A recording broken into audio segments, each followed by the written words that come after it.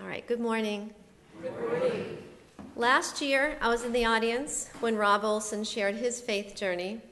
He told how the concept came about, that he had approached Pastor Ruth and told her that he knew of someone here at Church on the Cape, not him, that needed to share his faith journey. Pastor Ruth loved his idea, and before he knew it, Rob Olson himself, not his friend, was scheduled to be up here at the pulpit. Upon hearing that story, I decided that to avoid having to be up here sharing my own faith journey, that I would have to come up with something else that I felt more comfortable doing. So when Earth Day came around and Pastor Ruth liked my suggestion of showing the movie Bagot, I breathed a sigh of relief, erroneously thinking that I was off the hook for the faith journey, at least for this summer. The Earth Day event was great. The movie, both disturbing and inspiring, and people seemed to enjoy the prizes and discussion that followed.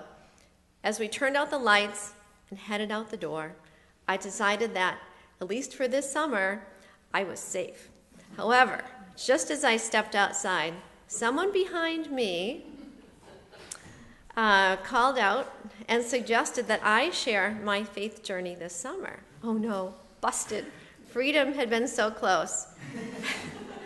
But I'm very glad to have agreed and am honored to be here with you all today as part of the Church on the Cape family.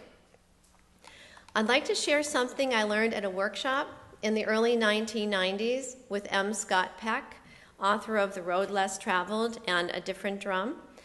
He identified the 4 stages of spirituality. They are, number 1, chaos, when there is no awareness or acknowledgement of God. Number 2, God is a big Irish cop in the sky. You'd better follow the rules or you are in big trouble. Number 3, drifting away from the form of religion you grew up with. Number 4, actually coming back to the church, but with a much deeper and personalized relationship with God and the concept of spirituality. That was brilliant. At the time, I really was at the 3rd stage, having had drifted away from the Catholic Church and was exploring what else was out there, or in here. Even now, I find myself briefly visiting all the stages, but I'm mostly enjoying living in number 4, where I've actually come back to the church with a much deeper and personalized relationship with God and the concept of spirituality. What I liked about growing up in the Catholic Church was the regular Sunday morning Mass, complete with costumes and ritual. My mother and I each wore a dress with a hat or veil to cover our heads, and we had pretty rosary beads. I had a pink set and a white set. My father and brother wore at least a shirt and a tie. The bell called us to church. The priest and altar boys wore their robes. The choir sang from behind us as though they were angels, out of sight but not out of reach. After making my first Holy Communion at age 7, wearing a white frilly dress with a doily on my head, I got to receive communion every Sunday, but I also had to confess my sins on a regular basis. Since I was a pretty good kid, and Jesus did, after all, die for our sins, I didn't keep track and would make up sins I had committed, like how many times I was mean to my brother or didn't listen to my parents. Then I'd go out to kneel at the altar and say however many Hail Marys and Our Fathers the priest had sentenced me to do. It seemed silly at the time, but it was part of the deal. In high school, I was on the swim team and on the dance team and was fortunate to participate in a group called the Fellowship of Christian Athletes. We met once a week and we would talk about issues from a more adult perspective. In high school, I was also fortunate to be a junior leader at the local YMCA. The youth director was a young Christian woman who led us in a prayer at our weekly meetings, and when we attended special events on the road, she led us in prayer for our safety.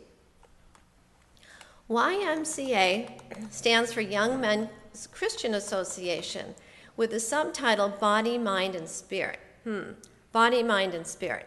That struck me as being somehow significant, and I'm grateful today for the ability to practice my work as a holistic physical therapist, which embraces the concept of mind, body, and spirit as one. Well, off I went to college and stopped attending church regularly. I would sometimes attend the campus Methodist Church or the Newman Center, as I missed the regular meetings in the name of God. After graduation, I eventually lived, worked, and traveled abroad, still drawn to explore different churches both for their beauty and historical relevance and for my own connection to God. After returning to the USA and eventually moving out to Oregon, and I found myself in a difficult position. After having worked in some very prestigious and demanding and wonderful places as a physical therapist, I was burning out. I wanted to make changes but did not know how. Around that time, I became aware of Dr. Bernie Siegel, Yale New Haven oncology surgeon, now known best for his work with what he calls exceptional cancer patients, and his books Love, Medicine, and Miracles, and Peace, Love, and Healing. When I read Love, Medicine, and Miracles, I was burned out in my job as a PT for a large group of orthopedic surgeons. I was pleasantly shocked to read that Dr. Siegel, as an oncology surgeon, had also been burned out, so much so that he had considered abandoning his work as a physician. In his contemplation and prayers, maybe his dark night of the professional soul, he met his inner spiritual guide, who he refers to as George. He eventually emerged with a renewed passion for his work, not only as an oncology surgeon at Yale, but also has become one of the leaders in the mind-body movement. Hooray! I realized it would not be necessary to abandon the work as a physical therapist that I loved. However, my own path had not yet been revealed. Am I talking too fast? Just right. Okay. A concept he discussed in a workshop that I attended is one called the spiritual flat tire. An example of a spiritual flat tire is that you are driving to the airport and you get a flat tire, which makes you so late that you miss your airplane. The airplane you were supposed to be on crashes, and you realize the flat tire, although an inconvenience, actually saved your life. My spiritual flat tire came in the form of a pretty serious illness. During my European travels in 1986 with my friend Amy, we were in Istanbul, Turkey, when Chernobyl melted down. Remember the big nuclear plant disaster? If you look at a map, you'll see they're geographically very, very close. Nuclear radiation is dangerous because you can't see it, smell it, or taste it. Europeans were told not to drink milk because the cows producing it were eating the grass, which was being contaminated by the radiation. My friend Amy died of leukemia in the mid-90s, leaving behind a husband and a young daughter, but at the time I did not yet understand that her illness was most likely from the radiation exposure. In 1990, I was rear-ended and sustained a whiplash injury that seemed to take forever to go away. My skin itched like crazy and my energy was failing. I could barely drag myself out of bed in the morning to get to work. After developing an inability to take a deep breath, I went to my physician asking if we could take an x-ray to see if my lungs were okay. She dismissed my concerns and after a brief palpation of my throat, diagnosed me with a virus and told me to go back to work. It's depressing to know something on an intuitive level, yet be invalidated by your doctor. Fortunately, at work the next day, one of the x-ray techs did me a favor and took a chest x-ray. Seeing the developed film, she turned white as a ghost. We immediately saw a large tumor, pneumonia, and a paralyzed diaphragm, all on the left side. She was one of my angels that day.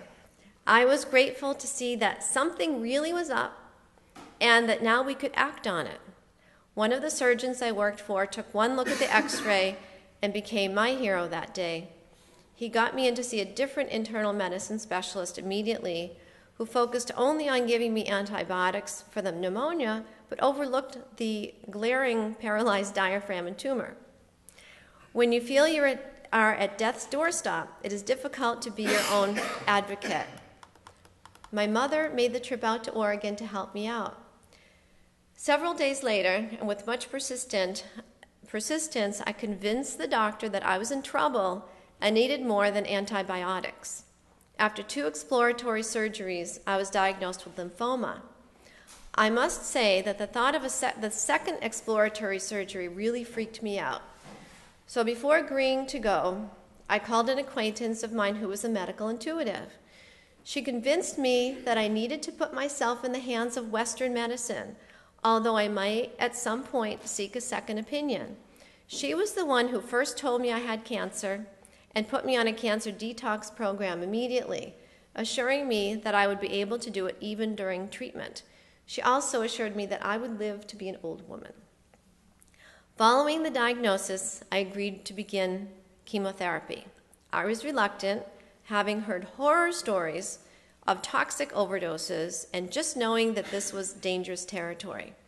It was awful, and after the first round of 6 treatments, one every 3 weeks, my mother convinced me to come back east and do the rest of my treatment at Leahy Clinic, which I did. Staying with them was a blessing. My employer generously gave me a leave of absence with many good wishes for my well-being and safe return. As well as going in for chemotherapy, I found a great yoga studio nearby that I joined mostly to help with my breathing. It's hard to breathe when half of your diaphragm is paralyzed. Through a friend, I discovered an outstanding acupuncturist who worked in conjunction with chemotherapy. Every evening before going to sleep, my mother, a very devout Catholic, sat on the edge of my bed and gave me communion. She would also pray for me and light candles for me at church. I was on prayer chains up and down the East Coast, and from the East Coast at least to the Midwest. The more chemotherapy treatments you have, the worse you feel, and your immune system is getting weaker and weaker. It was all I could do to get out of bed and walk downstairs to breakfast, returning to bed for a nap or to read until lunch. At 4 p.m., I watched Oprah, partly as an excuse to rest, and partly because I was enjoying her show and how it made me aware of some pretty interesting things. I did what I could to keep myself as healthy as possible during that time. I wrote in a journal, went for short bike rides, took gentle walks through the woods, and went to a gym back at our local Y. I had become so weak that I actually fell off the stationary bike while trying to either get on or get off of it. I can't remember. Fortunately, my sense of humor remained intact as I laid on the floor and witnessed the absurdity of the situation. Fortunately, after the first chemotherapy treatment, a CT scan revealed the tumor had disappeared. My mother credits her praise to a saint, I don't remember which saint, and I at least partly credit the detox program prescribed by the medical intuitive, as well as my own prayers and efforts of loved ones. It was sometime near the 5th round of chemotherapy that I had a significant spiritual experience. Life had become somewhat challenging, as you can imagine, trying to keep it all together and survive the treatment. A small statue of the Virgin Mary from childhood stood on a shelf next to my bed. One night, while sleeping, I either had a dream or a vision. You know when you don't know if you dreamt something or something else happened? The journal I was using nearly every day was in the dream, and it was illuminated. It was glowing. And I read in my own journal the following words: "Be still and know that I am God." The writing didn't look like mine, but it looked like it was written for me. Upon waking, I realized what had happened. The message was for me, and it got my attention. I didn't tell anybody right away about it, as I wanted to take it in and savor it. I completed the chemotherapy and then 1 month of radiation, then went to Tucson, Arizona to recover with family for a month, then returned to my life in Oregon, where I returned to my job part-time and put most of my energies into healing. Recovering from cancer treatment was challenging, and I had heard that it could take 5 years or so. 1 year after completing treatment, I had a neck injury that eventually caused me to spend several months on my back. Friends lent me books on tape, and there was much quiet time to be still and know that I am God. Well, I really got the message that time. After a year of minimally successful but mostly unsuccessful attempts to find someone to help me, I found a colleague who not only believed that something wasn't right with my head and neck, but actually took the time, a couple of hours to listen to my story and then work on me. Before seeing her, I had been told that this was the beginning of the end, or else people thought I was faking it or crazy. After that first session with her, I was walking along the beach and all of a sudden felt the buoyancy of joy, knowing that I would indeed recover. We worked together about 8 times, and I know that she was one of my angels. She did not fix me, but there was something absolutely divine about our work. A few months after that, I moved back here to Maine, taking another year to heal before being blessed with work in a gallery, as I was not yet ready to physically take care of people in my own profession. Once back at work, building up my strength and confidence, I put my name on my professional registry online and received a call the next day from a man in Ogunquit whose wife I still see 8 years later. That spiritual flat tire of illness, I lost it. That spiritual flat tire of illness has now led me to working in partnership with God in my work at home, where I see clients 3 days a week, and in a nursing home twice a week, where I get to love people, witness spiritual, emotional, and physical healing. Just like the YMCA banner, mind, body, and spirit, I've learned the gifts of empathy and compassion greater than ever before when I was perfectly healthy and a perky therapist who had no idea what it was like not to have health or happiness. I'm so grateful for the lessons and for how they have impacted all areas of my life. Something about that message and the way it was delivered had a significant impact on me, and whether I'm physically moving along or at rest, I am more and more aware of the inner stillness that connects me with God. By paying attention and allowing for the stillness, I am able to hear the messages that help me move along on the spiritual path. Messages that come in the form of intuition or from another person or anything else. It was listening to this that got me to eventually move back east and become involved with the local art community. This is where I met 2 dear friends, Elizabeth Kelly Erickson and Annie Heidel, and Annie invited me to come here to the church. I feel that God is love and that love heals, and I've experienced as the one on the table or as the therapist or friend. I've also been graced with the discovery of my life's purpose. One day, while descending Mount Shakora with a friend 3 years ago, my life's purpose is just to simply help people be happy and healthy. To share an example of this message, be still and know that I'm God, I would like to share the story of how the song Amazing Grace came to be written that I read in a book called Amazing Grace, written by David Wolfe. We all know the song, but I didn't know the story. In 1748, John Newton, captain of a slave ship, about halfway across the Atlantic with his human cargo of slaves to be delivered the New World, was caught in a fierce storm.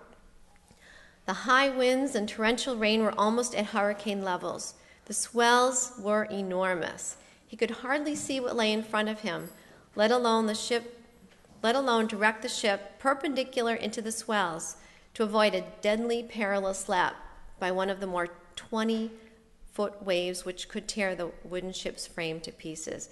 Captain Newton feared absolute and final calamity. The African people, chained below, could see nothing above deck, but were jarred and jerked as the storm terrorized the ship. Every few moments, torrents of icy cold salt water dumped onto them. Instead of screaming, crying, yelling, wailing, or demanding, they began to sing together what sounded like a hymn or a prayer. That prayer came from the Aum languages, originating all the way back to ancient Egypt. The song had no lyrics, just tones. They sang so loudly that Captain John Newton heard the ancient hymn. Over and over, they delivered it like a mantra, an affirmation, while the conditions on the deck became so intense that as he stood lashed to the wheel, he began to sing too. Just to keep his sanity, he began to make up lyrics. Fitting them to the song, he heard coming up from the enslaved people below.